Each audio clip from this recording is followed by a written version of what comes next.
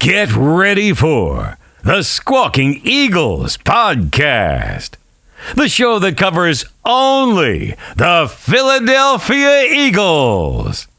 Think different. Think Squawking Eagles podcast. Hey, Birds fans, and welcome back to the Squawking Eagles podcast. I am Mike, and I'm joined by Miguel. How's it going, buddy? What's going on? Feeling awesome. Right, feeling good. A solid Eagles win against those Green Bay Packers. It definitely was. Well, solid is speculative, but we'll talk about it. It was solid enough where they actually ran the ball. You know how I feel about running the ball. That was a perfect game for me to go to. They ran the ball, and they ran the ball, and they ran the ball. That's what you had to do. And, not only did they run the ball, Jalen Hurts set records. Did he? In the first quarter. In the first quarter alone. In the first quarter, I've never heard that the stat 150 yards in the first quarter. Yeah. Or 100 yards in the first 100 quarter. yards in the first quarter. 102 yards in the first quarter. 7. Yeah. Right. That was insane. It was insane. The crowd, of course, as usual, was just so fired up. You know. Yeah, I forgot you were there. You were there. Tell us a story. Yeah, What did you think about the game? Your thoughts? There's you always go. There's always going to be a Negadelphia somewhere, and he was right behind me. He was right behind me, yelling out, the defense is trash. You lose, yelling out that they're losers. I'm like, guy, they're 9-1. They're not losers. they're not losers. And it was just so funny. And I was sitting when I was walking up to the stadium, I went with Anthony, and Anthony was like, I was like to Anthony, I'm like, I bet you. I sit next to a Green Bay Packer fan. I bet you. Sure enough, sit down, Packer fan right next to me. Right next to me. And I was like, I'm gonna be standing up a lot, so don't mind that. And he's like, no. And after the Eagles scored that first touchdown, I was like, you should probably be quiet. Don't even really talk too much. Don't say anything.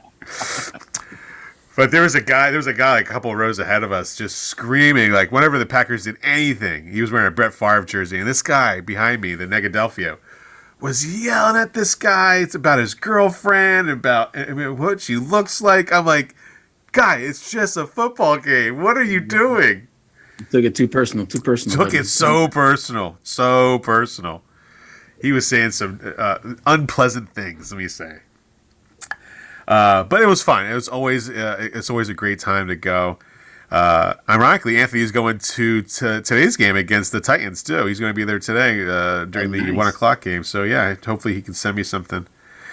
But it was a lot of fun. It's just crazy. Yeah, it was perfect weather too. It was perfect. It was raining during the whole day, but then as soon as game time started, it was clear as day. Right, and it doesn't get as cold there when you're surrounded by 60,000 people. No. And you're being intoxicated. There's no such thing as cold when you're intoxicated. This doesn't work. Yeah. As was proven when I went to the Dallas game. It was very palpable. with the white. Right. Very palpable. But it was definitely hard to get voice messages done because I was yelling so loudly. So some of the voice messages that I did were you couldn't, they're inaudible. I couldn't even hear what I was saying. They were just coming in and out. It was screaming.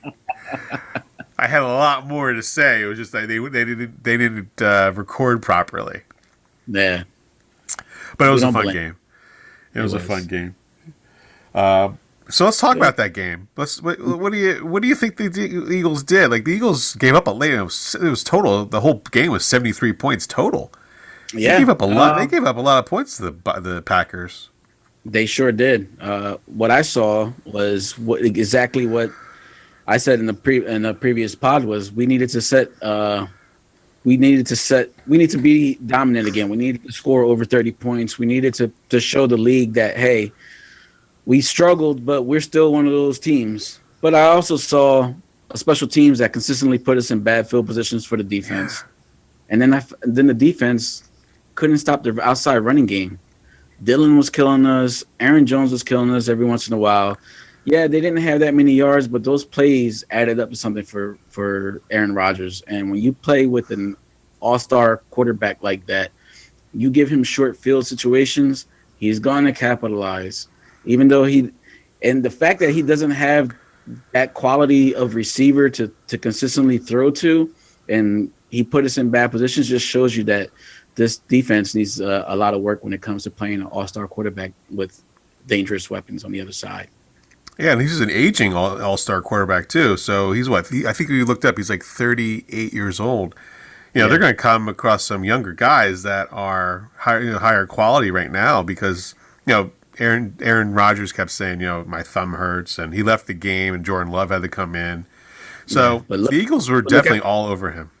Look what Jordan Love did when he came in. You know what I mean? Like that really opened my eyes. I mean, granted, the defense was in a zone coverage of a I hate prevent. I hate prevent. So, yeah, and that's exactly what they did. And Dotson beat him across the middle, and and I saw a lot of Slay playing off his receiver. Mm-hmm. So I don't know if that's something that's just game planned or if that's just something that he's doing now himself. I'm not sure. I don't know how much the game plan changed when C.J. Gardner-Johnson went out with a lacerated kidney, of all things. I thought you were there to donate your kidney. I thought that's why you went to the game. He wouldn't be out so long. He ain't want my kidney. He ain't want my kidney. Not that night. Not that night. Not that night. He doesn't want my kidney that night.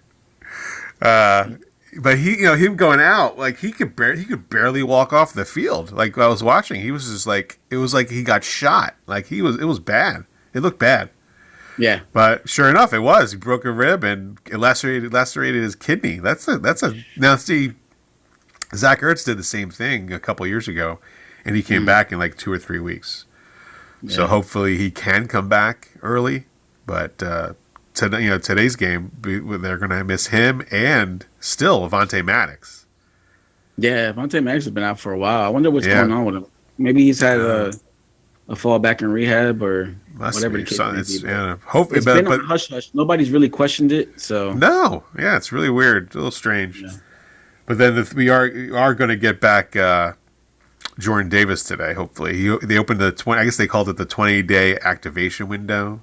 Right. But they said he's lost 20 pounds. He lost 20 pounds during his rehab, so that should be interesting. That cardio, big boy. Get that cardio. Yeah. I got to do some cardio. The defense still kind of let up a lot of runs. Playing off the receivers. They weren't really jamming any receivers at the line. They were giving them like 4 or 5 yards already right off the line. Yeah. I'm kind of wondering if they were just scared of Aaron Rodgers making plays deep. I think that's what it was. Yeah, and he really wasn't making plays. Like when it was like a passing play, they were really on him for that blitz. They were there. They were getting to him quickly. They weren't really allowing him to sit back there and get comfortable. And he really didn't look comfortable the whole game at all. Right. I think they really handled Aaron Rodgers appropriately. I just don't think they handle the other parts of the team appropriately, like shutting down the run or allowing these wide receivers to get open, under the coverage. Like I don't know. Yeah. It was pretty big when Blankenship came up with that interception. That was a big play.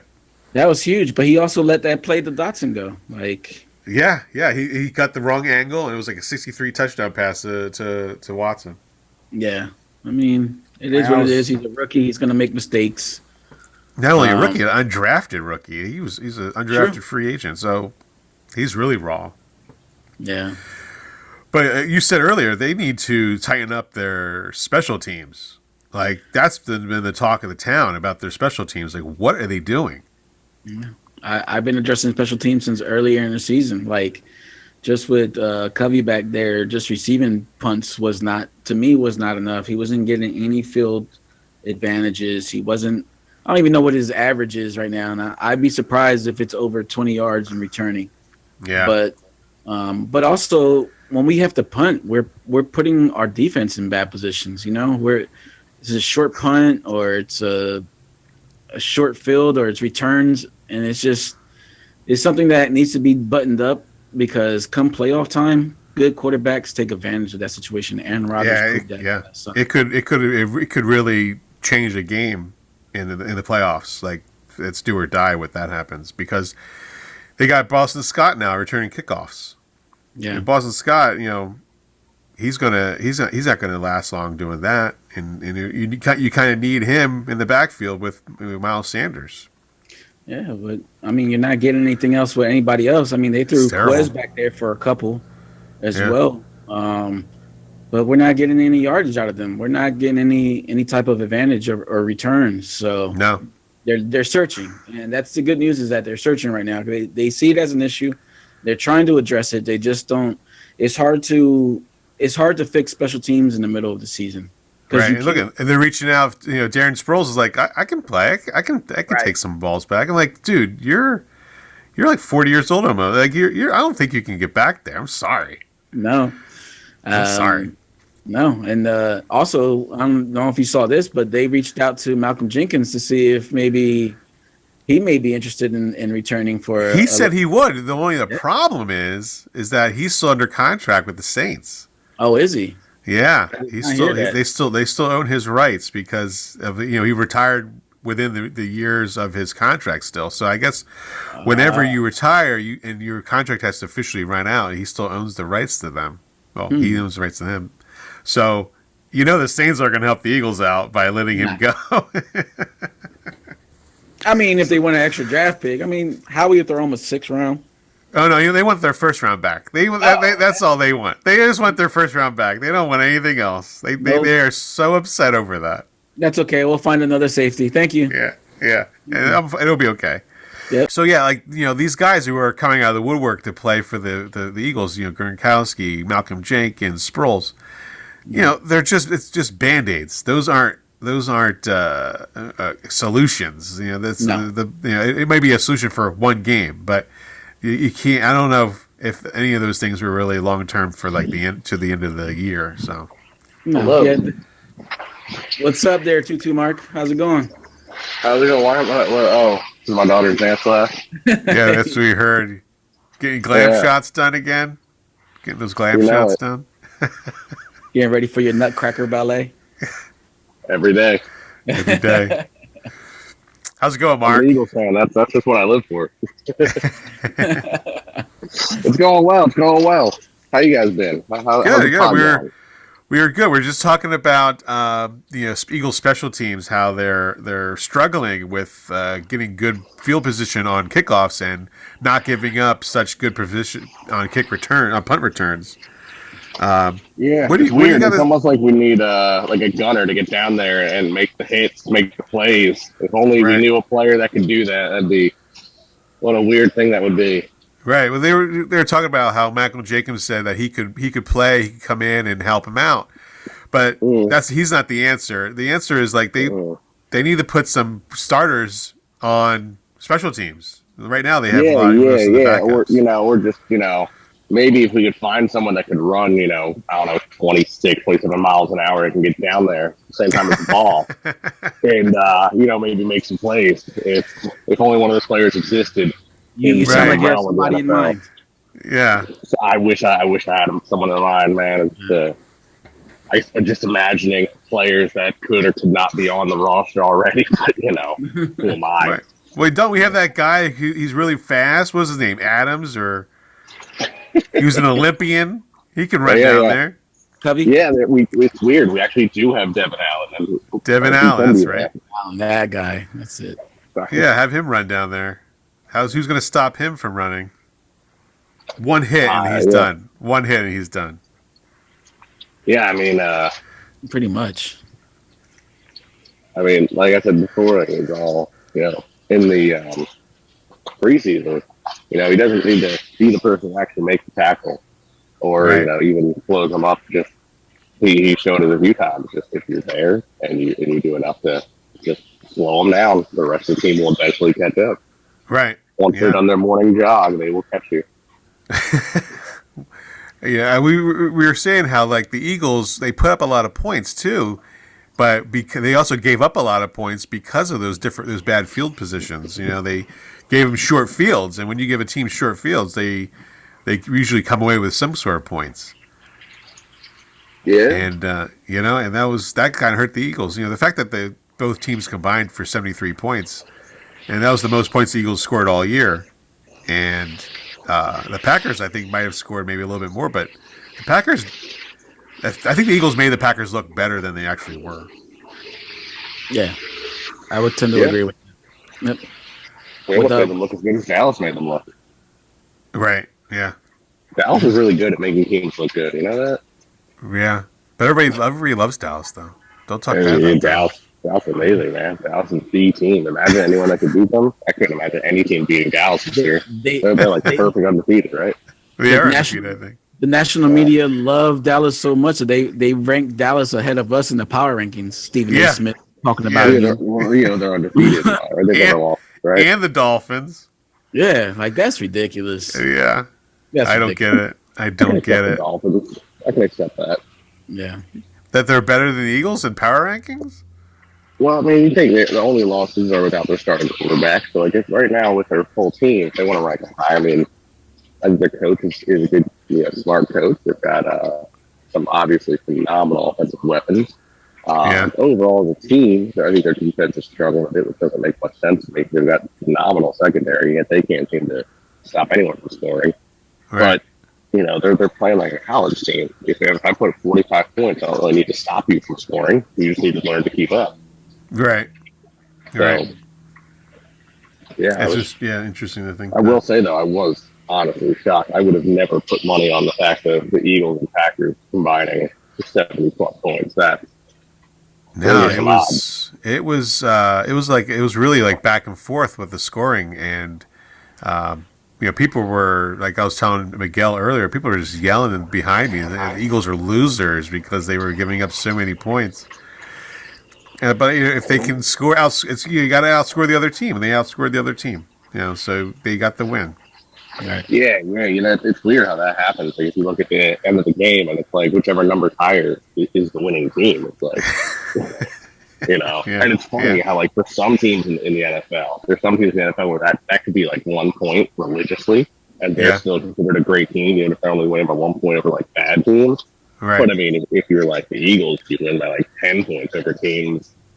It's like, well, that's not enough. No, like, you should have won by 20 points. You only beat the Texans by like 10 points. How bad are you? Oh, well, we didn't lose to them. Right. But that doesn't matter. Yeah, I think any other team, usually, again, there's all that Philadelphia hate that goes along with actually having a good Philadelphia team.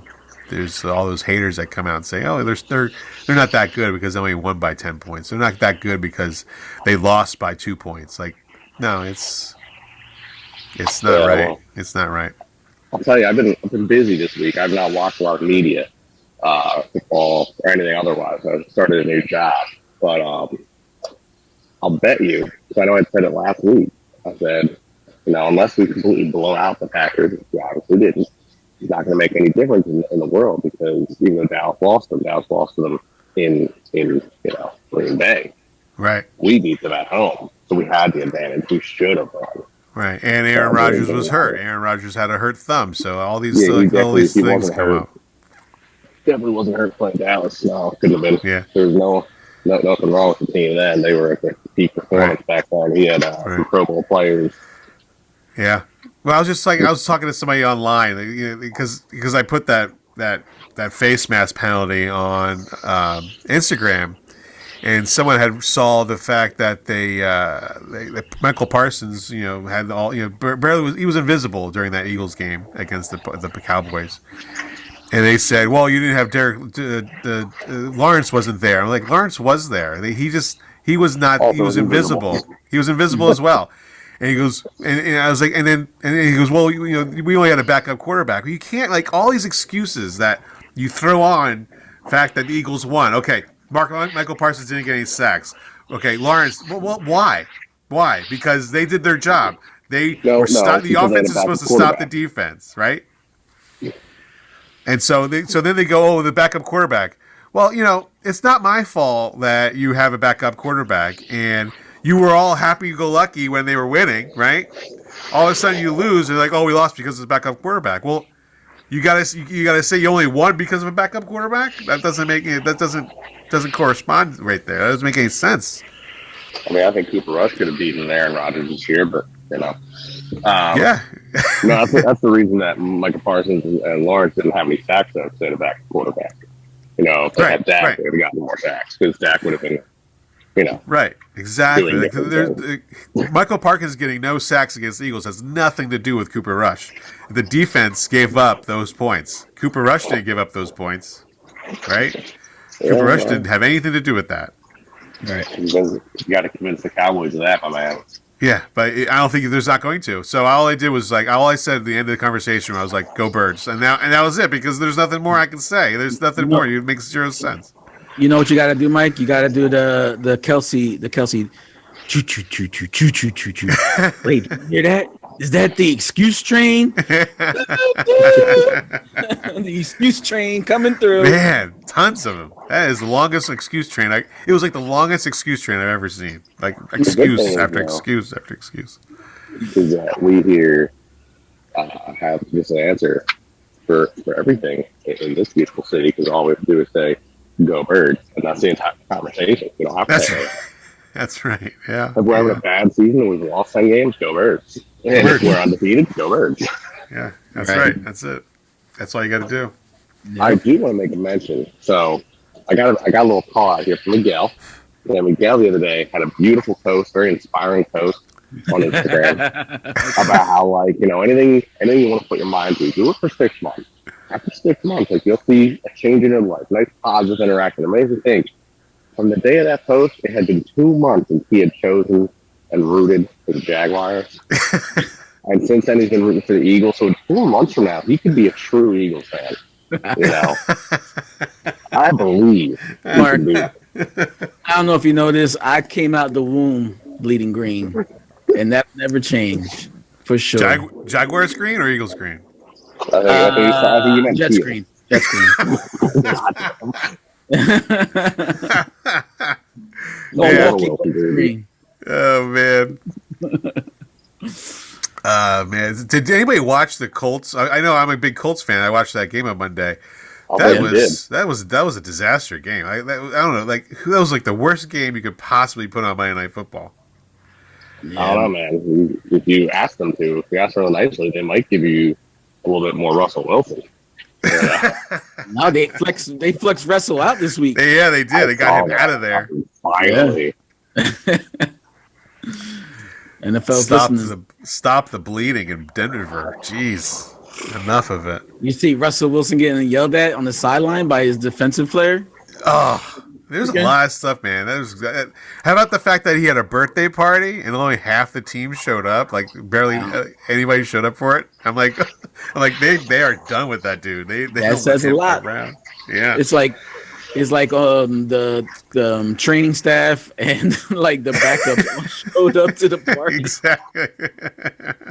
Well, that's like have you ever seen the movie Draft Day where with Kevin Costner? Every year. That's what they said. The guy shows up for his birthday party. Nobody came to his birthday party, and they're like, "Well, that's a sign that he is not a leader. They don't want him on the team. They don't want anything to do with him." That does not look well for. And guess what? They're stuck with him for the next 4 years, 4 or 5 years. Yeah. And there's no way they can cut him because it's too much of a big hit on the salary. The dead cap is like $43 million or something like that. Yep. Freaking ridiculous. ridiculous. Got to take that risk. Yeah, that was a bad risk. That was. Yeah, you go look at. We were talking about how maybe the Eagles were going to try and get Russell Wilson. Could you imagine if the Eagles tried to get Russell Wilson? This happened. He would not make it out of South Philly after like the last game of the season. That stadium would be flipped upside down about now. Yeah, it would be bad. It would be bad. I can tell you right now, if we had Russell Wilson, Howie Roseman would not be allowed within 100 miles of our city. Oh yeah, no, never, no. No, not forget the city, the state. State, yeah. The East Coast, Coast. He would definitely have to move to another country.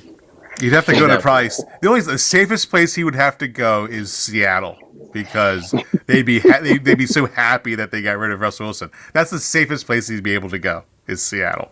Yeah, true. Yeah, I think so. I think you're right. Yeah, you might be. So, Mark, we were talking about earlier. I was talking to Miguel. Things that have happening in the NFL world this week is that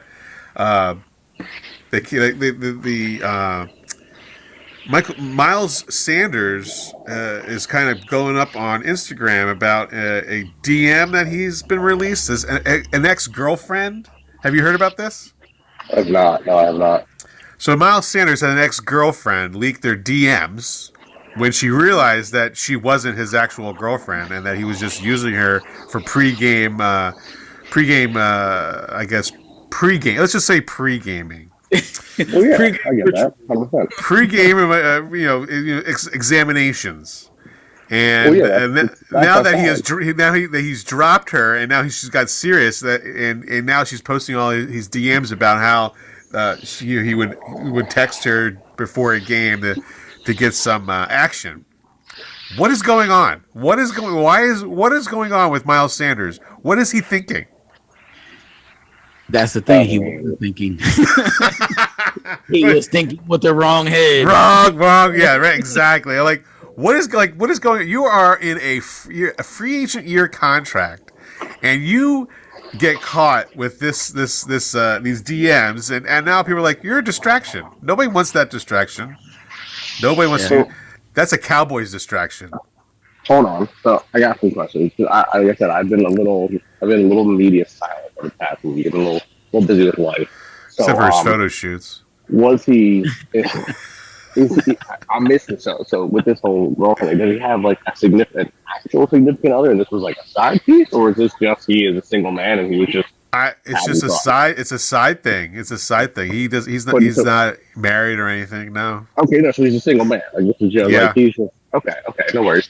So then, he's look, if he's not in a relationship, okay, with someone, and he's not like causing like the drama of a relationship, and he is just a single man, just has a friend, however it may be in this world. That's 2022. Like that's just how it is. Yeah. I mean, science has proven that pregame activities can really help your performance, and if the man wants to follow science. I'm not going to harp on him for it. Keep the drama down. Like, all right, maybe choose someone who's not going to be going crazy about posting things. And at the same time, like, I don't know. I never said that. Like, if you're dating an athlete and it's not like, and it's clearly not like, a marriage.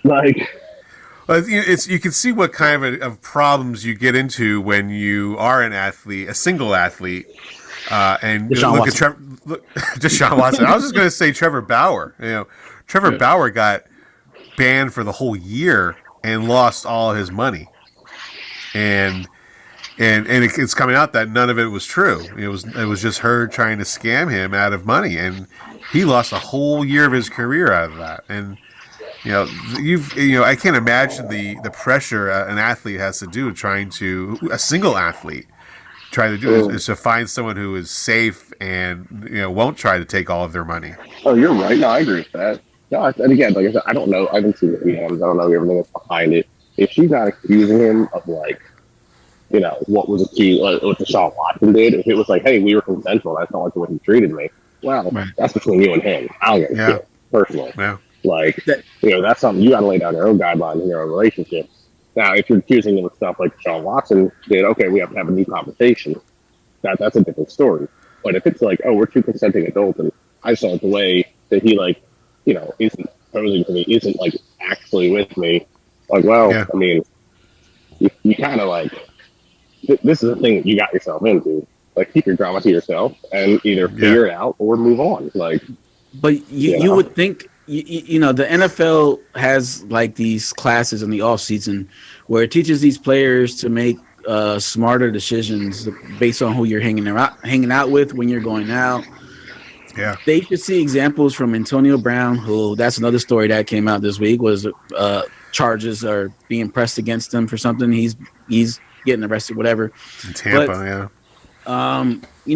these examples continually come out. You would think that these players in the NFL would know better than to have these side relationships that eventually will come out and be a distraction to a team. And especially now we're 10-1, we're on the Super Bowl run, we're talking high, and look what we're talking about. We're talking about a DM that came out that could have been easily avoided with having her sign a non-disclosure form or something like that. You know what I mean?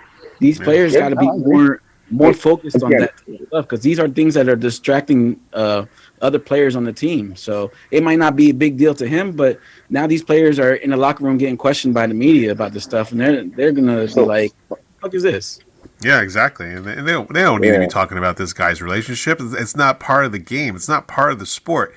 And you I know, think, well, see, I think there's a see, I think the biggest problem with it all though is the way our media is. Is like I said, if this isn't like it's one Deshaun sided. Watson, well, I'm saying, like, but if it's not a case like Deshaun Watson, then who cares? Right. Like I said, if they're two saying adults and she's just pissed off, leave it on Instagram or the hell it was. Because Yeah. you know what? All I'm seeing is this man followed. Like I said, as long as he's being courteous and this is consensual between two adults, then Right. it's So not my far, that's what it business. sounds like it was. And you know what? It's his best year in rushing yet. So clearly it's doing something to help him. I'm just saying. The science says you do some pregame activities, you have better performance. Yeah. His stats say he's doing some pregame activities, has better performance. So maybe, keep the I don't know, drama to because yourself. That sounds like social media drama to me. I don't know. I always thought that they said that the sex before a workout makes your legs wobbly. Isn't that what, like in Rocky, Mickey told? Yeah. That was the old wives' tale. Then they finally did some science and realized the exact opposite. Right. You go ahead and if you want to see real games, don't do pre-workout. Do a pre-workout. I loosen up Then his go to the leg. gym. Loosen up his leg. Oh man. Oh man. It's just I hate those things. It just becomes a distraction, and that the media really does paint it a different way for people, and the people think differently of athletes because of those things. Well, you bring up media. How about we touch on what LeBron James brought up the other day about the Jerry Jones picture? Yeah, LeBron James. There was a lot of years where I didn't like him, and where he came out and talked to the media, and the way he talks to the media, like I think he's great. He's great. He's spot on. He is using his platform appropriately, and I want to hear what you have to say, Miguel. Yeah, I believe that what he said was very accurate. When the Kyrie stuff came out, he was bombarded with all of these questions about Kyrie and his thoughts and the whole Kanye West thing. And oh my God! But this picture came out, and there was zero questions on it. Like it came out, I think it came out on the Monday. Yeah. By Wednesday, there was no conversation on it. There was nobody talking about it. I didn't hear it. I didn't only hear it from LeBron. I didn't hear anything. Oh no! I saw the picture. I saw what they were talking about. I seen a lot of other coverage on it from various other social media sites, but it was just like he's right. It was swept under the carpet. Everybody was like, "Oh, this happened years ago.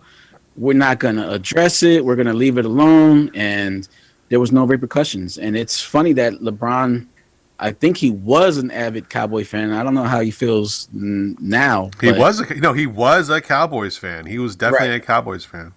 But this has to be brought up. This has to be talked about. This is not okay. This is not something that you let go. Like this is something that he felt strongly about, to be in that area, to be in that picture, and you're just gonna just. He wasn't only in the area; he was right behind the guys that were like mostly focused on. He was deep into that. Yeah, and his face, when I looked at it, his face, just looked just as angry as the other guys right in front of him. It did not paint a picture that I was. I didn't like Jerry Jones to begin with. I really don't like Jerry Jones now. I agree. I agree. Like, come on. There's a lot of questions that need to be answered. I mean, you felt this strongly then, but yet you're an owner of an NFL team that employs 90%. 90% of your team is African American. This is like, what are your real sentiments? You just in it for the money, and you don't care about the people on your team. Like, what is it about? So there's still a lot of questions that I think the media needs to really dig in there and find out. Yeah. I mean, you seen John Sterling got caught on the phone recorded phone conversation. Yeah, and he was told he had to sell the team. Yeah, exactly. And I know the NFL is a little bit different, whereas the owners control the league and not the commissioner. So it's going to be interesting how this is. I'm sure it's not a topic that's over in the NFL, but I'm sure it's gonna be brought up again. It's not. It has to come up. It has to be brought to the surface. It can't be swept away. Nowadays those things cannot be let go. It just occurred to me how much of this was released by Daniel Snyder with all the shit that's going on with Washington. Oh, right. Like, this picture came out of nowhere. This picture came out of nowhere. Nobody knew about this picture until now. Right. Like, how much of this is Daniel Snyder? Because didn't Daniel he Snyder's say something that he had something on Jerry Jones? Didn't he say something like that? I don't know. But if anything, it could be leaked back to him. I wouldn't see why not, because his ship's going down. Yeah. And not only his ship, he's going to bring down other people's ship. And Jerry Jones, an owner of an NFL team whose roster is 90% African American, where the league is 90% African American, for him to be in a photo where these kids are not letting these kids to get an education, not good, not good. It's not. And it needs to be addressed. It needs to be addressed. He needs to say something. And now and it makes me look back, and I look at the teams he's had, right? His first African American quarterback is Dak Prescott, really, right? No. Who? Quincy Carter. Remember Quincy Carter back in the day? In early 90s? Oh, right, okay. That was right a lot. Was it right after Aikman? Aikman, yeah. Okay, all right. Okay. Yeah. But that was a blip. That was a very quick blip, right? It sure was. So there's there's a lot of questions I need to be answered from Jerry Jones. I would like to know how the players that played for that organization feel about that. You know what I mean? Like, what are your thoughts? Yeah. So this needs to be digged into, and things like America's team. No, not America's team. That America's not that. Like, let's steer away from that. Yeah. Yeah, I don't want any parts of that. Well, I mean, it kind of fits the narrative, right? Make America great again. I know that's what's terrible. It's terrible. It doesn't look good, man. Not at all. It doesn't look good. America. It's just not good. Imagine his players not sitting. Mark says, imagine that. Yeah, imagine his players not playing and sitting at the start of the game because of this whole. Yeah. But again, I only saw it because LeBron James brought it up. I was like, what? I'm like, what the hell is he talking about? Yeah. And so I went and I just did a Google search, Jerry Jones in school, and that showed up, and I'm like, wow. Yeah. Wow. Yeah. It was big when I seen it. I'm like, wow. And then it was just gone. I guess the NFL Illuminati is out there. Yeah, now you talked about Illuminati earlier. Let's dive into that clip you played. Just set it up here. What is it? It was setting up about Tom Brady's divorce with Giselle. Correct. So there's a rumor out there. This is from I believe Pardon My Take. And they were speaking about how the NFL kind of made Tom Brady get divorced so he could stay in the league.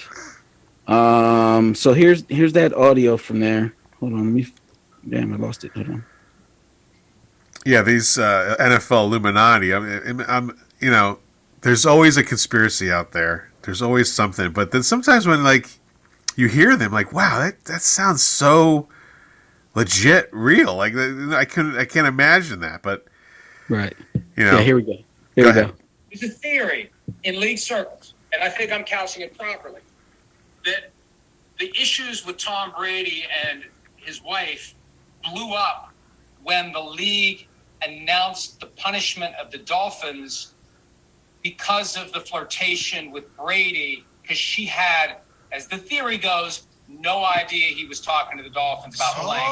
So Goodell got Brady divorced. Wow. I like this, Mike. I won't take it that step. That is reckless speculation. But I'm telling you, there are people who are employed by NFL teams who think, and when you look at the timeline, that stuff came out, and it was the next day he started missing practices. There's a theory.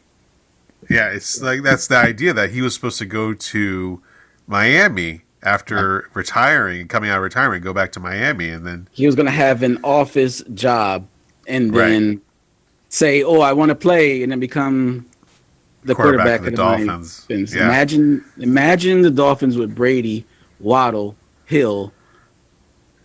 yeah, yeah. Well, Mark says that Miami is better off without him. You know, right now with the way it looks like, yeah, it is. But like there was talks of, I remember it very vividly that he was going to go to Miami, and then all this, this firing of Flores and all this other nonsense, and like, What I remember was the accidental in quotes text by Bill Belichick to the Right. wrong what's the coach of the Giants? the wrong Brian. Brian, yeah. Yeah. And that's what triggered everything. Yeah, that was bad news. That was bad. It looked bad. That looked really bad. Yeah. But again, another thing, like that kind of got swept under the rug really quickly.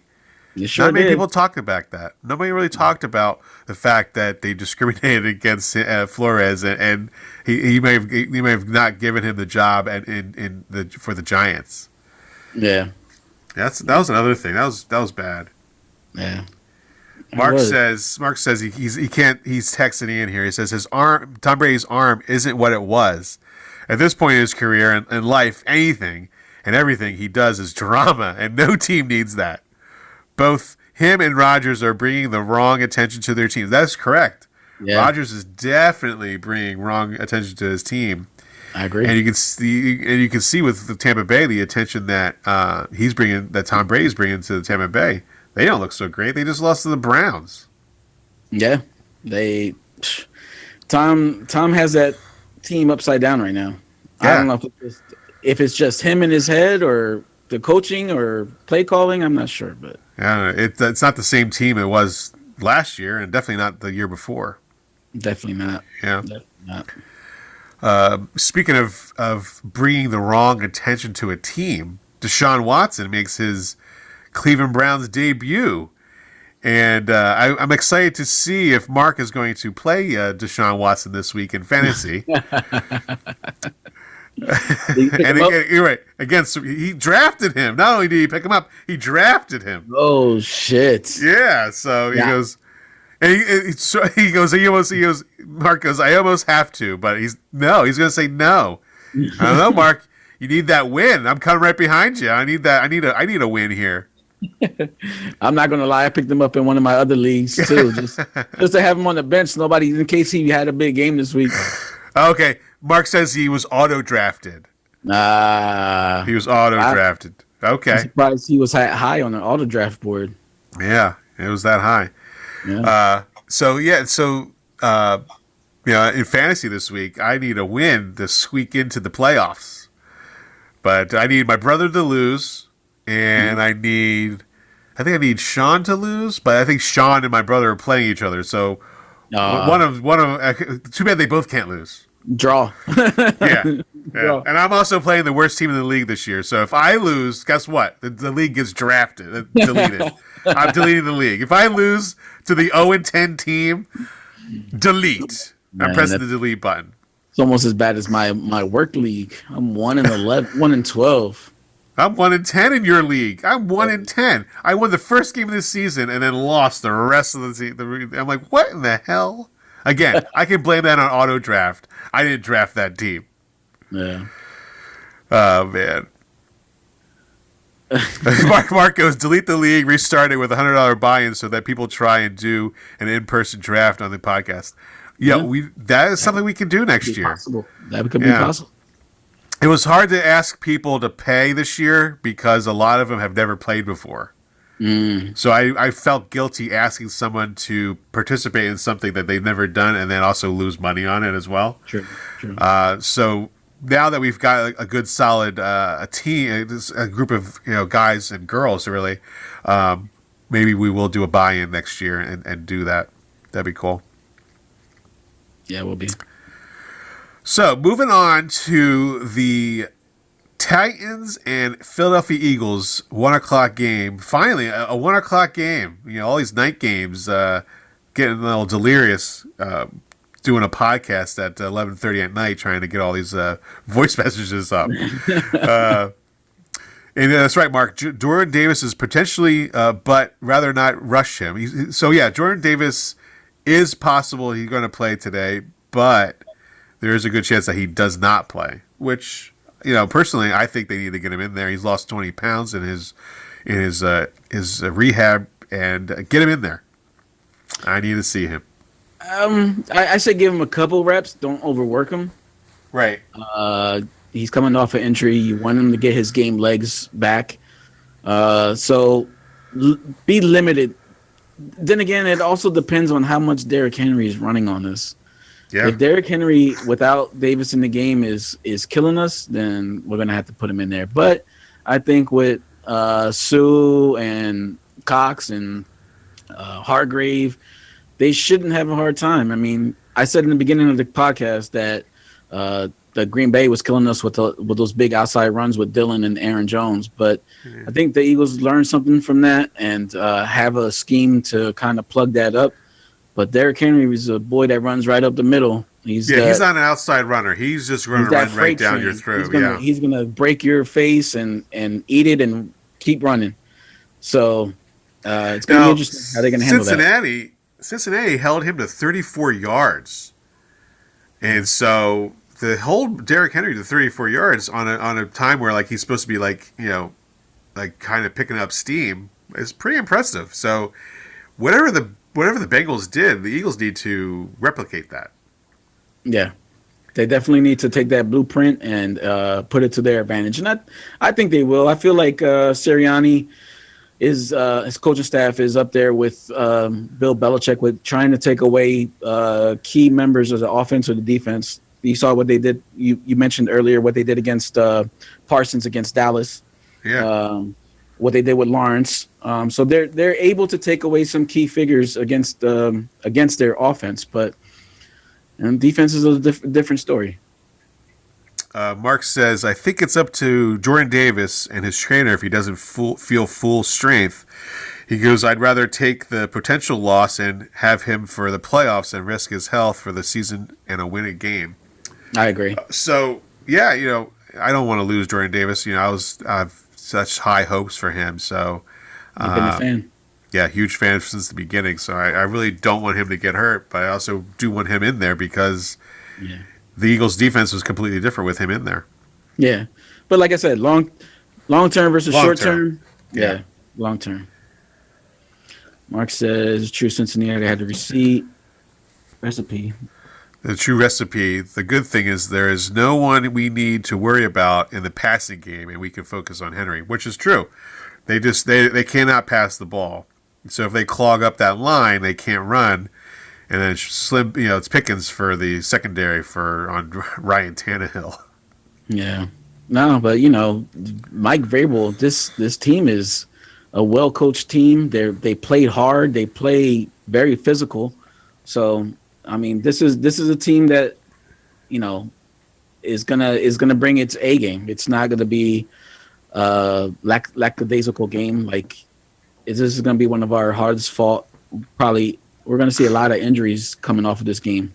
Yeah, it's gonna be a battle because the Titans are a physical team, and the Green Bay was able to run outside and score 30 points. What's the Titans going to do if they can run the ball easily on the Eagles D line? So hopefully it's I'm hoping AJ Brown's comes with something to prove. I'm hoping that he has a dominant game and is able to help us not worry about King Henry so much.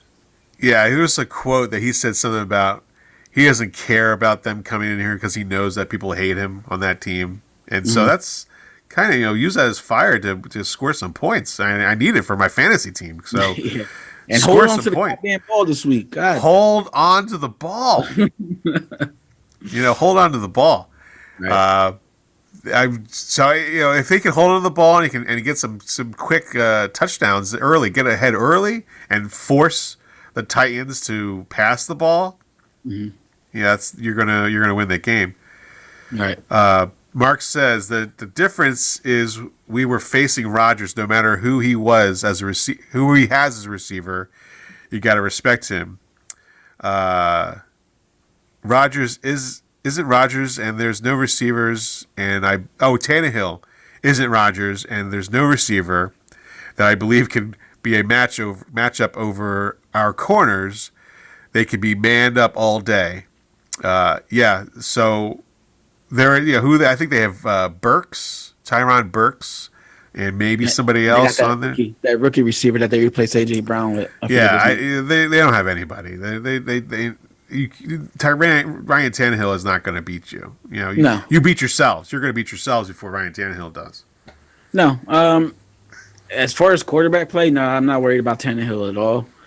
What I'm worried about is if they make some adjustments to their offense where they incorporate both quarterbacks, where they put Malik Willis and Tannehill out there potentially. Yeah, they got nothing to lose. Yeah. Talk about two quarterbacks on the team. I saw a college team did a quarterback option. So it was a quarterback hiked the ball, and then a quarterback.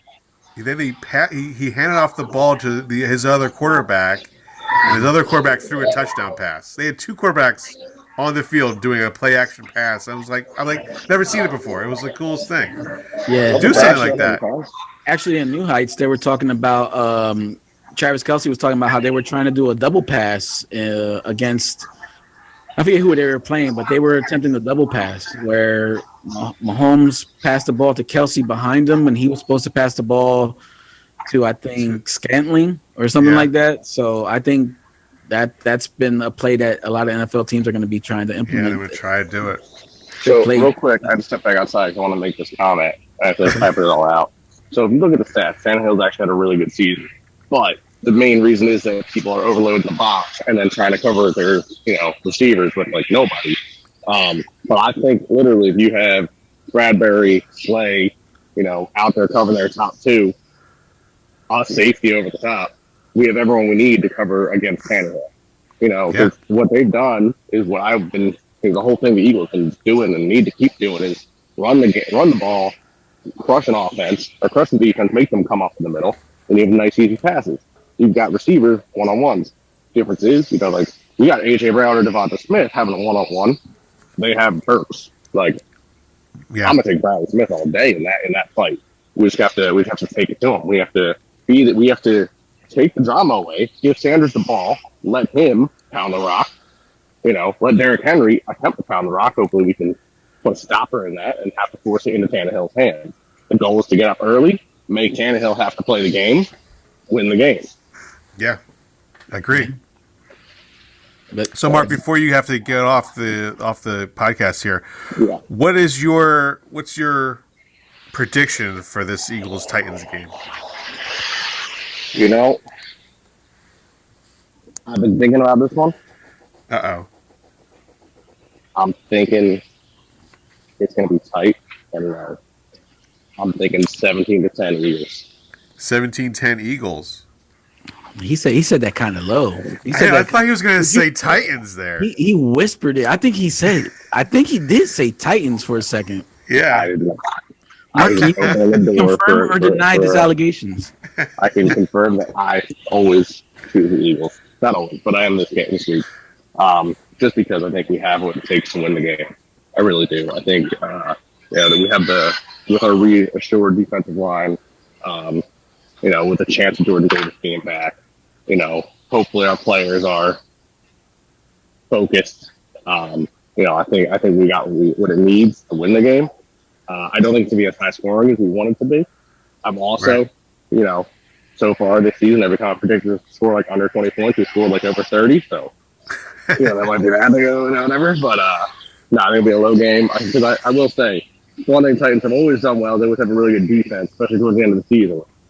So in the last few games, everyone that plays them, no one's scoring a lot of points on them. Yeah. So I think 17-10. I think maybe Elliott gets a field goal because I feel like every week I predict him and we never even go for a field goal anymore. And I think Henry has to at least get one. As much as we want to stop him, if he gets down to the 5-yard line, he's He's got nose for the end zone. Yeah. I think Hurts has what it takes, and the team has what it takes. So Eagles 17-10, and you know what? Tannehill throws a pick because his defense wants that ball, Sure they do. and Sure they it's do. one of the young guys. It's Blankenship. Blankenship, yeah. Yeah, He got one yeah, last week. Gets Gets another one this week. That'd be another cool. one. Yeah, you know what? Sorry, Slay. You can be jealous because you have still not got one off Rodgers. Blankenship getting number 2. That's great. The Eagles, I think the Eagles need a win this week, only because the next 3 games are on the road, and it's going to be tough. I think they're in New York, in Chicago, and then in Dallas. So these next 3 games are going to be kind of important for the Eagles. And no team has, I think, gone on the road 3 games in a row and came back without a loss. So if the Eagles can go on the road and win all 3, awesome. But I don't see them. They're going to come back with 1 loss at least in these next 3 games. Sadly, I think it's going to be against Dallas because I don't see the Bears beating the Eagles, and the Giants, they're frauds. But we'll talk about that later on in future podcasts. So what do you think about this game, Miguel? What's your prediction? I think that this is going to be the second dramatic game that we played all season behind that Colts game. I believe it's going to be like I said earlier, very physical, hard-fought game. Tennessee is first in the division. They're looking to lock up a playoff spot as well. So, when I look at the score, when I think about the score, I feel like it's going to be like a 28-23.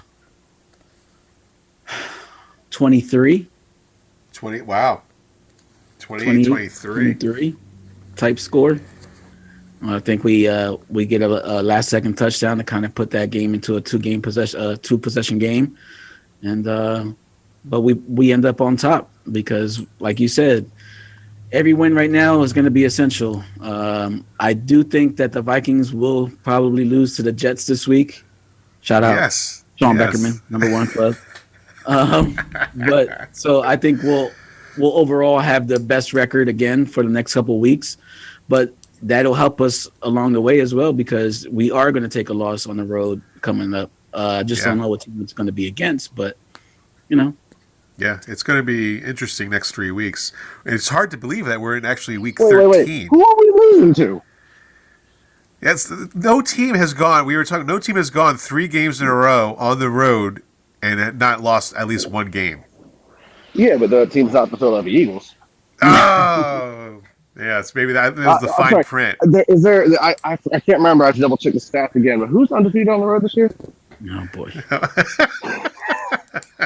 Hey, some teams are home teams, some teams are away teams, some teams are the Philadelphia Eagles. Wow. Yes. Some teams are the Philadelphia Eagles. I got it. I got it. No, but real. Hold on. If I remember, so our away games. I apologize. I did have my phone down there for a minute. Just so things didn't go. We got the Giants, Chicago Giants. It's Giants, Chicago, and Dallas.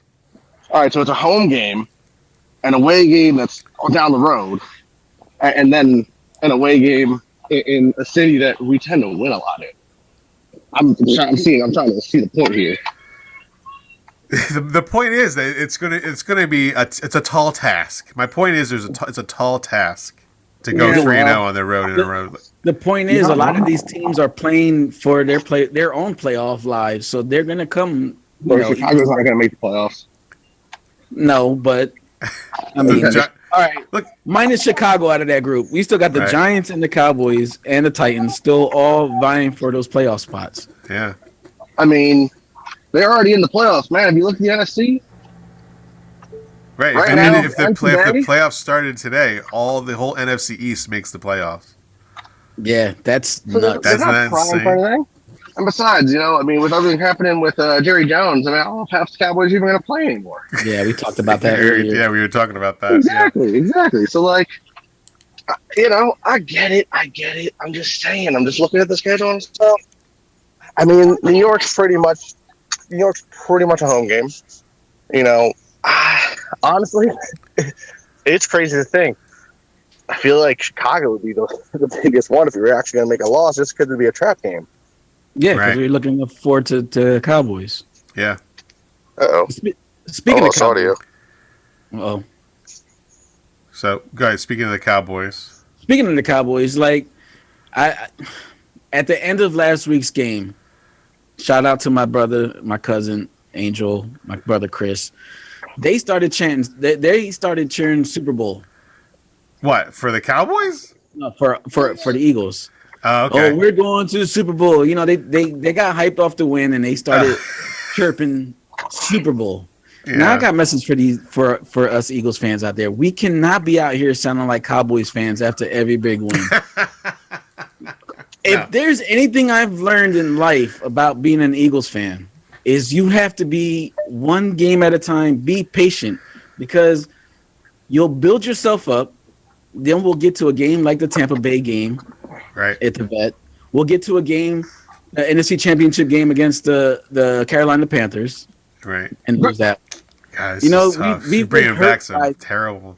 Yeah, well, and that's the tragedy that we have to remember, because we can't allow ourselves to be hurt the same way. Like, you guys, people build them to be the Super Bowl contenders already, but you have to play those games before you can get there. Don't set the expectations so high that when you don't get there, you're so upset that we didn't get there. You know what I mean? Yeah, that's We true. have to check ourselves. We cannot be out here sounding like Cowboys fans after every big win. Sorry, Right. I can't allow it. Can't allow it. Can't allow it. I Can't mean, allow I it. get that. I'm personally, I'm taking this as in the back of my head, which kind of always been running me, is I'm a July Eagles fan. You know, in July I was like, I don't know about this team, man. Like, I don't know what Yeah. we got going on. I wasn't sure about AJ Brown. I wasn't sure about Jalen Hurts. I just Right. wasn't really sure. We Right now, all we're good. we all all were. were. okay. Yeah, we were talking about what Look, he look. needs to do to show that he's actually a top tier quarterback. I know. But We- unlike a lot of Eagles fans who are going way too hype on overall, I'm excited. And I completely am like, yeah, you know what? We haven't had a season in our history. What was it, with 9-0 at one point, right? Where Yeah. it was out hitting the Super Bowl, or like getting to the championship games at least. I'm okay. The fact that we're we're not saying like, oh, are we going to make the playoffs? Are we going to fight for the playoff spot? We're sitting there going like, what if we win this week? We clinch, or did we already clinch playoff? No, we went with a win this week, and I think There's certain things, yeah. it's got to be like Combination. two teams that lose or something like that. So Okay, but so if we all right, but we have a chance to pretty much clinch playoff this week, next week. The fact that it's not even the end of the season, and we can say we clinched playoffs. right, Yeah. Looking back, as I was looking at the beginning of this season, I'm good. That's impressive. Granted, I know in August I was looking at the schedule and I was like, how do we not? Which, like, you know, clearly, maybe the schedule's that week. I don't know, but it's any given Sunday. I'm looking at it as I'm proud of the team because we're gonna go. In my opinion, we're making the playoffs. There's no question about it at this point. You know, we got a good stout team. I think we have a team that could win the Super Bowl. I think they've got the right pieces. I'm not going to say, you know, like you said, I'm not going to be a Cowboys fan after every win, but Super Bowl. I'm not going to go out and get it tattooed on me. right. You know, and I've seen Cowboys fans, and it's like the football season started. I've got 8 different Super Bowls tattooed on me. From which seasons have you guys won it? Oh, none of them. Just the past 8 years because Cowboys. I'm like, what? Like, yeah, no, I'm not going to be one of. I agree with you. I'd be a little hesitant with the whole like. I'm excited. I want to see us make it there, but I keep myself in check, and I think you know, we got to keep that Philly mentality you were saying. One game at a time. Our first podcast at the beginning of the season, Mike and I were happy if they had one playoff win and was bounced. We were happy with that. Like, that's all we wanted to see was like them making it to the playoffs, get some playoff experience, win one wild card game, and then we expected to get bounced by Tampa Bay or Dallas. You know what I mean? So Yeah. You want to know Our my Super Bowl was? predictions did not have the Eagles in the Super Bowl this year. no, I definitely didn't. No, I it had didn't. the Raiders and I forget who the other team was. I said Chargers 49ers. I also not even said the close. Chargers. I mean, the And- 49ers might make it. I mean, Possibly. that's to me right now. That's a scary team to look at right now. The 49ers, to see them in an NFC Championship game, that's a fearful team to be. I mean, I would agree with you if Jimmy Garoppolo wasn't their quarterback. Because he has a really good history of like getting almost there. He's a game and manager. not being enough. Yeah. Exactly. And they I saw a TikTok where the dude he simulated the playoffs with the teams that are currently in playoff contention right now, and the 49ers won the Super Bowl. Yeah. So Yeah. I mean, they, especially with the trades, they have real. It's weird because they have really good personnel, offensively and defensively, to do it, and yet it's one of those things where I'm like, it's kind of like my same argument with the Cowboys with Dak, and people. I know people don't agree with me with it, and that's fine. But like when I look at the Cowboys roster, and I hate saying this, they've got great offensive weapons. They've got some of the best defensive players in the league, but Dak's gonna fail them. You know, and you can say whatever you want. He's your weak link, and that's why I'm happy they re-signed him. I'm looking at the 49ers. Jimmy G is that weak link. I understand that, yes, he's performing better than Trey Lance. Trey Lance needs seasoning. Obviously, he's injured this year. You know, it sucks. And I think they could do the right. I don't think they did it right the way they went about it. But I think the right move was to give Trey Lance games, see how it goes, and work with him. But I also understood that that team is so well built right now. They want to win now. You can't train a quarterback now. If they had gone out and gotten Russ, or if they had gone out and gotten Rodgers, like I know there was rumor of Rodgers going there because Rodgers is also from Cali. Yeah. I would be frightened of a Rodgers-led Niners team right now. That would be disgusting. That I don't want. But real quick cut back to you were saying like, hey, you just wanted the Eagles to get to the playoffs. All I wanted was us to do well enough that we don't draft a quarterback in the first round this season. Yeah, you did say that. That was my mentality. And I'm just at a point where I'm like, all right, there's no way, right? Like, I know we've got 2 first-round picks right now. I'm just hoping, like, no matter what happens the rest of the season, we don't make that decision. Or we're not drafting a quarterback, right? Like, we at least feel comfortable with Hurts enough now, right? Please, God. Yeah, please. I would say so, right? But does Roseman want to be a quarterback factor? He does want to be a quarterback factor. You know that. Let that comment die already. I can't. Bro, that is a college quote. You do not say that in the NFL. You do not produce quarterbacks. You may produce Hall of Fame quarterbacks out of the NFL by having a long career, but then you're not a factory. If you want to talk about that, you look at Green Bay right now. All we've had is Brett Favre and Rodgers pretty much my entire life. I am 30 years old. All right. Yeah. You have 2 quarterbacks. That is the type of team I want. Yeah. Mark's Hold on, young. I forgot how young Mark was. I forgot. You're 50. Hey, check out this coincidence that me and my brother were talking about last night when we were playing Call of Duty. How funny is it? Oh, I don't get the invite. I get Trey Lance. From what happened? Nothing. Go ahead. He says, "Where's my invite?" You said, "Where's my invite?" Well, then let me know when you're playing, bro. We'll invite you. How funny is it? Trey Lance is from where? North Dakota State. Right. What other North Dakota player got hurt and their backup won the Super Bowl? Carson Wentz. Yes. So how funny would it be that this shit happens to Trey Lance, that his backup wins a Super Bowl after hurting himself after a good start to the season? Yeah, the only difference is that Trey Lance didn't lead them to like the best record in NFL before he got hurt. That's the only difference. He is. The other difference is that arguably, Carson Wentz at the time was by far the superior quarterback. Oh yeah. Foles came in, we restructured our offense, and we won the game, and I'll forever thank Foles and that team for that season. But if you go back to that season, like, who was the better quarterback, there's no argument. It was Wentz. I don't care how we feel about Wentz now. That was one of the greatest seasons I've ever seen by a player ever. Yeah. That is a good.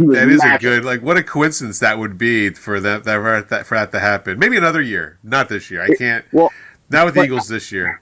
I'm just confused. Like, maybe, don't get me wrong, I'm really happy to see a change up in the power of college football as a college football fan. Like the fact that this year it looked like there was only going to be one, or there was a chance of almost no SEC team making it, but Georgia's just too good. but the fact there's only one SEC team in the playoffs is amazing.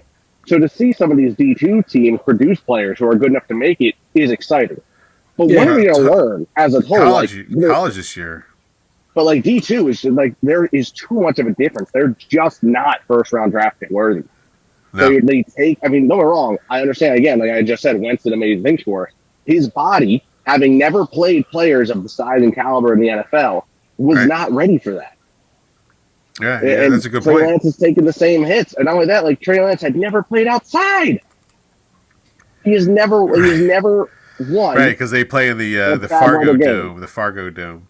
Yeah, he has never played in bad weather. If you look at his NFL record, the only bad weather game was a game against Chicago, where I, in a Pick'ems league, was the only one to predict them to lose because I knew that he couldn't play in bad weather. I knew Justin Fields was a mobile quarterback, and I was like, okay, he's going to thrive in bad weather. He's played in bad weather in his career, unlike Trey Lance, who has no idea what he's doing, which is shocking to me. That like in high school he never played in, like he honestly even said like he had played in like one rain game in his high school career. Right. Like that's mind blowing. How do you make the NFL and never play in any like weather? Yeah. This speaking of football, I know I have to make my prediction still, but college football, like watching the Eagles run the ball reminded me of the early 90s Cornhuskers that I loved to watch with Lawrence Phillips and Tommy Frazier. You would like the Cornhuskers. They ran the option, man. I love that, man. When and Lawrence yet you're Phillips, an Oregon fan? What's that? You weren't an Oregon fan with Chip Kelly? I wasn't. Sorry, go ahead. But now that the game on Sunday reminded me of like how what it was like back in the day when they ran the ball like that with the Cornhuskers used to win all those championships, and now the Cornhuskers are back on the map again with Matt Rule as their coach. They hired Matt Rule, which is I'm excited for. I'm excited for that. I would like to say a moment with that. Imagine being said like, "Hey, you no longer have a job, so here you're going to have $40 million still. Yeah. What do you want to do with it?" I'm going to go get another job and make more millions, more money. Yes. Mind blowing. I want to be a football coach. And what's even better is what Deion Sanders has done with Jackson State University. Like that team is undefeated, right? And now, did you hear this? That he is going to go and coach Colorado. Did he accept it? I know he was getting looked at. Like I said, I've been on a media blackout, so I didn't know if he accepted. The talk is that he's already talked to coaches about coming on. He's already talked to players about transferring. He is going to. I think he's going to take this job, and if he does, I am all in on the Buffalo. So, real quick, just cut in because I am a college football fan. And particularly a football fan. I feel like that might not be his best decision. You don't think so? Why? Because the Pac-12 is currently a state where they're looking to fall apart. I mean, you're losing USC and is it UCLA? Is it next year or 2 years from now? Where are they going to go? Big Ten. Are they really? God. Yeah, and right now the Big Ten has been courting Oregon, Utah, and Washington. Right, but maybe they're thinking that having Deion Sanders here is going to change the scenario of the Pac-12. I don't know, man. I mean, you're losing two of them. I mean, right now, and again, you guys can harp me all you want. I'm not bringing him up on purpose. He just happens to be the coach of UCLA. But you've got two great coaches that have two teams down there with Chip Kelly at UCLA and with, I'm drawing a blank on his name right now, but he was Oklahoma's coach, is now USC's coach, and has turned that team around in a single season phenomenally. God, I'm drawing a blank on his name right now. He was the coach that Kyler Murray and all those Heisman players out of Oklahoma. Oh yeah, Swoops. Swoops. Yeah, Swoops. No. Lincoln Riley.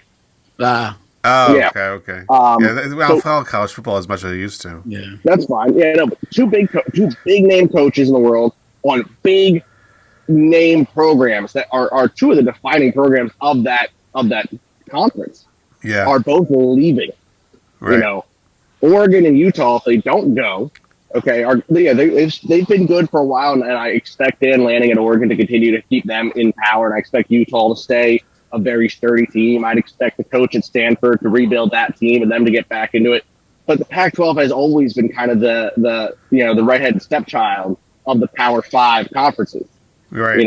You've got the SEC is dominant. You've had Clemson in the ACC for years. You've got the Big Ten, with Ohio State, Michigan, and Penn State, and then the Big 12 until very recently, which is also starting to fall apart. You've had Texas, and Oklahoma, Nebraska, Colorado, they all left the Big 12. Well, Colorado's there in the Pac-12 now. Yeah, Nebraska. Yeah, but I mean, I feel like we're going to have a realignment soon because I feel like at this moment we're looking to have two super conferences between the SEC and the Big Ten, and I feel like this is not going to work. You're going to have to blow it up again.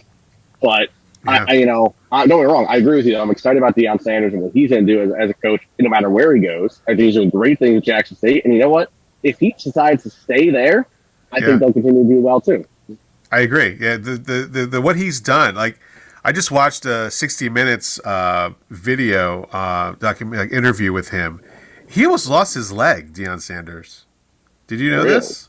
Yeah, he almost lost his leg, and that he has to it's amazing. Like he has to ride around in a golf cart. He can't stand too long, and he was just almost really lost his leg. And the fact that we're talking about Deion Sanders, this man was so fast that. Nobody can catch him, no matter what he did on the football field and baseball field. And the fact that he's crippled to the point where he has to drive around in a golf cart is mind blowing to me. Is that a permanent thing or is this a temporary thing? It's a permanent thing. He's kind of just there. He's barely walking around. He's very crippled now. I'll have to send you the link to the interview. It was really good and surprising. Yeah, it was. It was really eye-opening, and I know he's been watching. He's been with that team and trying to build that program, and he has. It's an undefeated team, and I'm really excited to see what he can do in Colorado with, donors with bigger pockets. You know what I mean? Yeah, I think, and the other thing is, I think moments like him, like with what he's doing there, though, is bringing more attention to that school, which I think is overall going to help that, right now while he's there, it's helping, but I think even once he leaves, that school will in the future continue to have more attention and more growth than it ever did before because of him being there. Oh, similar for sure. To complete side note, but just in comparison, the soccer team in Wales that Ryan Reynolds bought. Oh, that was a seventh division team in their league structure. Wrexham. Yeah, Wrexham. Yeah, Wrexham. Wrexham. No matter what happens, they may never make the Premier League and whatever, however the England soccer thing is, but that team is going to do better because there is now more attention. So those players who are in that level, who are maybe good enough to be at the next level but just haven't had the offer, are going to want to play for the team that gets the most spotlight because it gives you the best chance to move on. You see it in college all the time. The team, the reason that college teams have these dynasty moments is because they do well. And suddenly the young kids want to play for that team so that they can also do well. Yeah. So no matter what he does, it's going to be interesting to see. I'm going to be really following it. And it's a funny thing. It gets me more interested in college football again. I was big college football, like I said, with the Cornhuskers. And when they, a lot of people got arrested and went to jail from that, I kind of stopped watching because it was bad news. It was not great. You got me thinking now. I got to ask this question. Since you were talking about how young I am and all that. As a Cornhuskers fan back in the day, did you used to record their games on VHS tape and watch it like that? So you didn't have to see commercials? Or the funny thing is I did record VHS tapes of games. Yes, I did. Yes, you did. That doesn't surprise. Miguel, what are we doing, man? I'm sorry, are we talking about Eagles again, or? Sorry. This man recording games on VHS tape. Yeah. What can I say? We recorded on 8-track tapes back then. Way back in the day. We found out about our sports through newspapers. Do you know what those are, Mark? I did. You know what he did? I think he took pictures of the game using charcoal lens cameras and all that. We drew them on the cave walls. That's what we did. Okay. Then we cut the wall out. Yeah. Oh man, it's funny. So let me just this go back to the Eagles game. Sorry for the little detour in old time college football. I think the Eagles are going to get a win. I think they're going to be I liked how the Green Bay game, they got ahead 13-0. I was like, oh, this game is going to be a breeze. And all of a sudden, they're losing 14-13. I'm like, what happened here? I don't think that's going to happen this week. I think they're going to get a big lead, and they're going to keep the lead. I'm going to say it's going to be 24-7 this week. Because Tannehill is not going to beat them, and they're going to just shut down King Henry one more week. He can have a great game next week. I need him to be shut down this week. Yeah, he can do that. I mean, he can have a great game the rest of the regular season. Once our game's over, that's fine. I don't care if he sets the NFL rushing record. Right. Yeah. So I think that's we've kind of got we were all over the place this week. We had a lot to talk about between Jerry Jones and Miles Sanders DMs. A different kind of podcast this week, but enjoyable. This was a really good podcast. I thank you again, Mark, for just getting in here and trying to get some audio in. I appreciate it. Of course. Thank you, guys.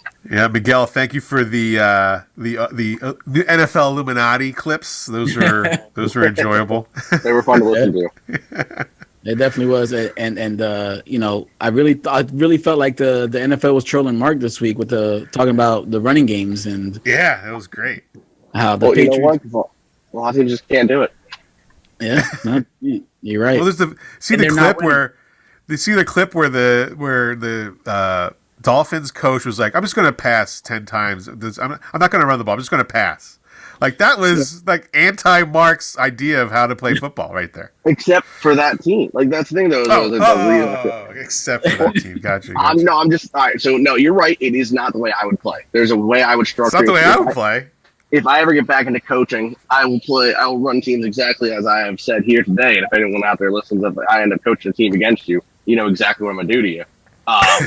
But for what happens when your 12-year-old quarterback yells at you talking about your running game sucks? Well, I'll get a new quarterback. I don't know. But no, it's just it's one of those moments where like those two teams in particular, like the Patriots and the Dolphins. The Patriots they're just the Patriots. Like we don't need to talk about them. The Dolphins, on the other hand, like you got two phenomenal, absolute star receivers. Right. You don't have running backs. You keep trading for bad ones. Right. So I don't know what's going on there. That's management. I think the coach is right there because he's going, look, I haven't been given any weapons to use in the run game. Throw the ball. So, but you're right though. You're right. That is my way, and everyone this week does seem to be against it. And you know what? That's fine because defense and running backs win championships.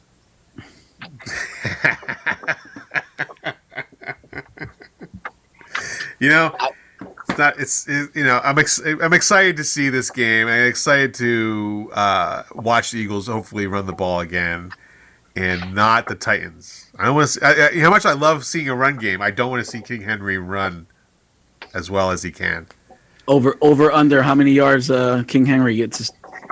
I think he's going to have under 75 yards this week. Under Really? 75. Yeah. I think he gets about 100. He's going to get 100. 100's not good.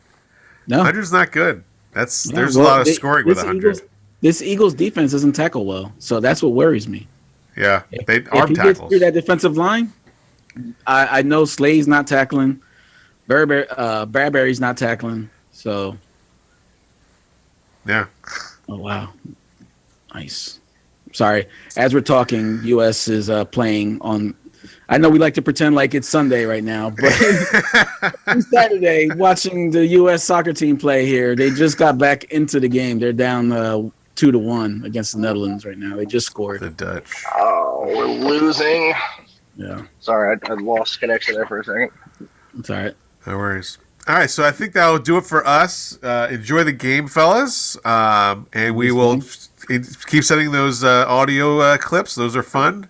I enjoy them. I'm pretty sure the fans are too. And if you want to follow us on Instagram, it's at Squawking Eagles. And you can also follow us on YouTube. Subscribe and help us grow the channel there at Squawking Eagles Podcast. And communicate with us, guys. Somebody left a fire comment the other day. I don't have the info, but somebody made a great point on the Titans post that you put up the other day. The key points of winning the game. Yeah. You shout them out, but communicate with us, talk to us. We're watching. We'll respond. Yep. Well, I won't. I got banned. Got banned. Yeah, my Facebook account got hacked last night, and it instantly got banned. They started posting a bunch of things that are not appropriate, and Facebook and Instagram all got banned within Must have been 20 those seconds. rock and roll pictures that you put up of yourself with the lazy eye. Is that what I is? know, right? Is that what it is? You got hacked and they put those glam shots of you up there? Like, is that what happened? They like I was like literally sitting on my computer last night. I was actually playing. I just finished Overwatch with some buddies, and I was sitting down chatting, and all of a sudden I got like a notification. It was like, "Hey, so and so accepted your friend request," and I couldn't read it because it wasn't English. It was like an Asian language. I say that because I don't know which one it was. Right. I can decipher if it's Japanese, Chinese, Korean, like of that script if I have time to look at it. But I didn't have time to look at it because I saw it. All of a sudden, I saw posts popping up on my screen, and I got banned. I mean, it was literally within like 10 seconds of. Wow. Yeah, That's instantly that and Instagram both down. I got warnings that my stuff's going to be permanently deleted if they find that I actually violated. So I've been trying to contact them and be like, "Hey, I was hacked."